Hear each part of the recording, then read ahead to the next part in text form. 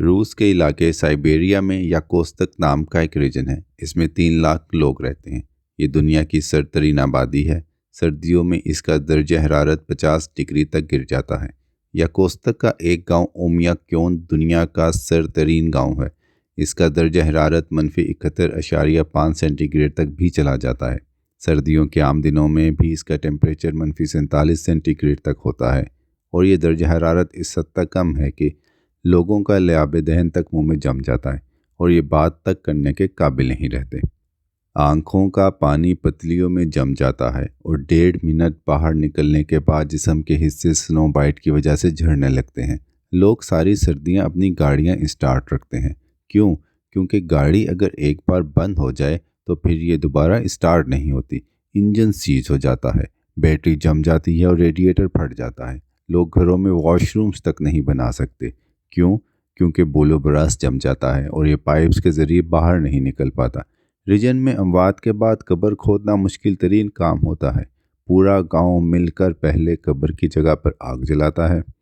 7-8 दिन की आग के बाद वो जगह नरम होती है और फिर दर्जनों लोग मिलकर एक एक इंच ज़मीन खोदते हैं। इसके बाद सोख का अमल शुरू हो जाता है। ये लोग मुर्दा दफन करने से पहले कब्र में आग जलाकर उसे गर्म करते हैं, क्योंकि मुर्दे की तदफीन से कब्र पर बर्फ़ पड़ जाती है और ये बर्फ़ सिर्फ बर्फ़ नहीं होती, ये चट्टान से ज़्यादा मजबूत होती है। इसे तोड़ना नामुमकिन होता है।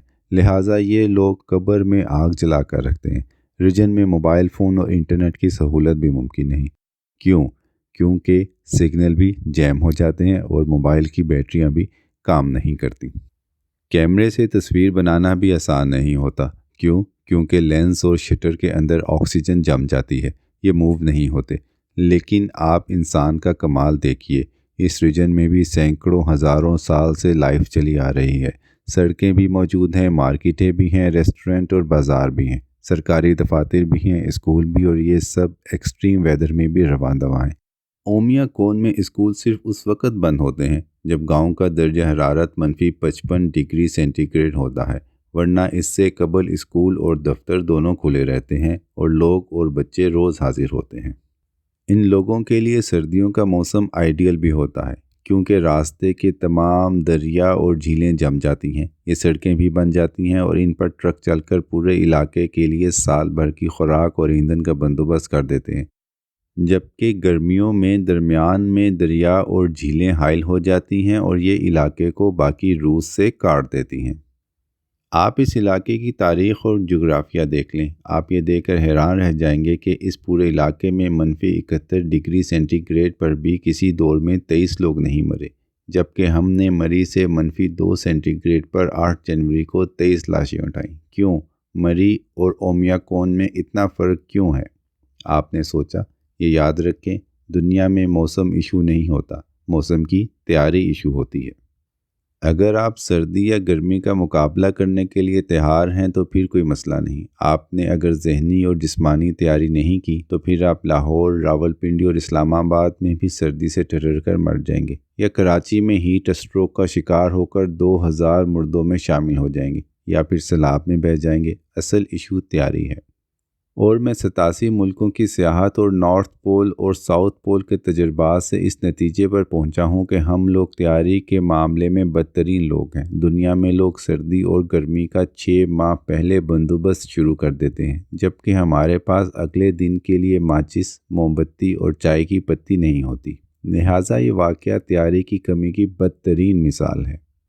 मरी का वाक़या अफसोसनाक बल्कि इबरतनाक है, लेकिन सवाल ये है कि जिस कौम ने मशरक़ी पाकिस्तान के सानहे से कुछ नहीं सीखा, वो मरी के वाक़े से क्या सीखेगी। लेकिन मैं इसके बावजूद विसल बजाना अपना फ़र्ज़ समझता हूँ। मेरी बात कोई सुने या ना सुने, लेकिन मैं टीन का डब्बा ज़रूर बचाऊँगा। हो सकता है कोई एक कान या कोई एक ज़मीर ज़िंदा हो और ये अपने लिए या दूसरों के लिए कोई पॉलिसी बना ले। शायद किसी एक शख्स की वजह से कोई ये ख़ानदान बन जाए।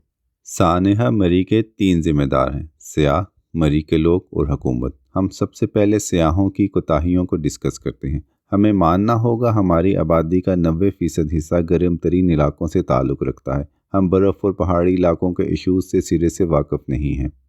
پاکستان میں پچھلے 20 برسوں میں سڑکوں کا جال بچھ گیا اور لوگوں کے پاس گاڑیاں بھی آ گئیں، لیکن قوم ابھی ذہنی طور پر گاڑیوں اور سڑکوں کے قابل نہیں ہوئی۔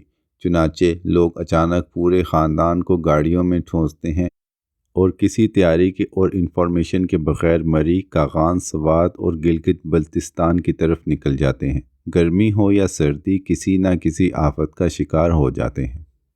میرا ہر ایک ویکنڈ مری میں گزرتا ہے، لہٰذا میں 7 برسوں سے لوگوں کو بچوں سمیت سڑکوں پر خوار ہوتا دیکھ رہا ہوں۔ لوگ سلیپر، کھلے جوتوں اور ہلکے پھلکے کپڑوں میں چھوٹی گاڑیوں اور ویگنوں میں سوار ہوتے ہیں اور جگہ جگہ پھنستے اور دھنستے چلے جاتے ہیں۔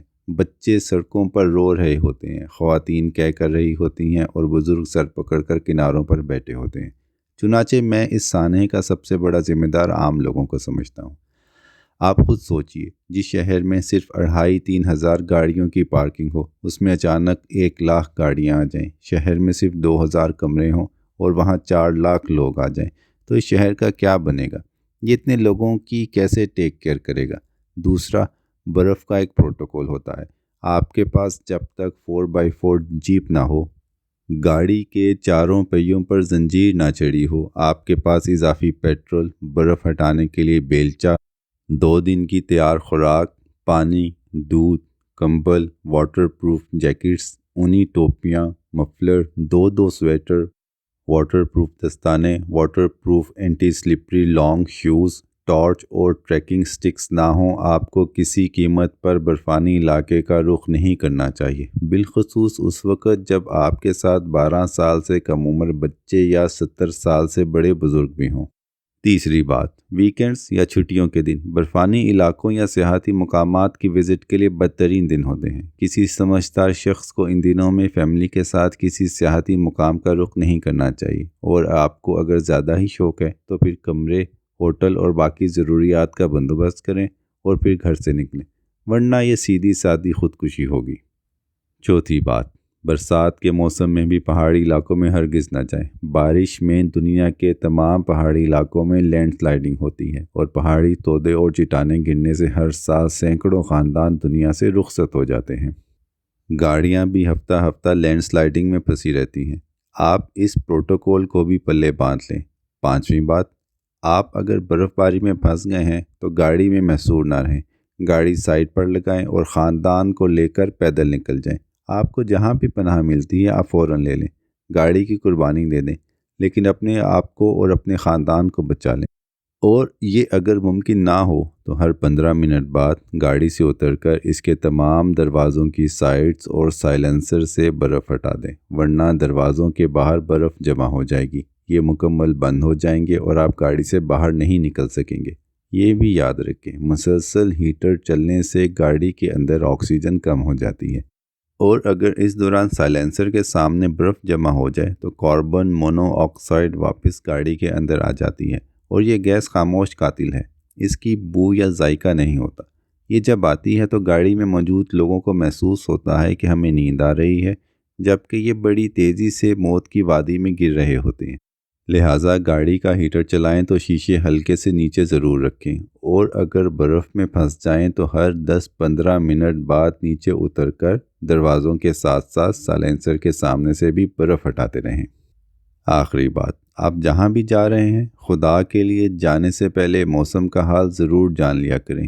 گوگل نے موسم کو اب راز نہیں رہنے دیا، یہ آپ کو منٹ بائی منٹ کا حساب دے دیتا ہے، آپ یہ حساب ضرور دیکھ لیا کریں۔ آپ کو اگر راستے میں پولیس یا انتظامیہ بھی روکے تو اسے قدرت کی طرف سے اشارہ سمجھ کر رک جایا کریں۔ آپ جب ضد کرتے ہیں تو یہ ضد آپ اور آپ کے خاندان کی جان لے لیتی ہے۔ مجھے اللہ تعالیٰ نے مری میں بہت اچھا گھر دے رکھا ہے، لیکن میں درجنوں مرتبہ راستے سے واپس آیا ہوں۔ مجھے اگر مری پہنچ کر بھی رش محسوس ہو تو میں چپ چاپ واپس آ جاتا ہوں، یا گاڑی سائڈ پر لگا کر پیدل گھر چلا جاتا ہوں۔ کیونکہ میں سمجھتا ہوں کہ دنیا میں قدرت کے اشاروں سے ٹکرانے سے بڑی بدبختی کوئی نہیں ہوتی۔ میں انشاءاللہ اگلے کالم میں مری کے لوگوں اور حکومت کے ظلم کا ذکر کروں گا۔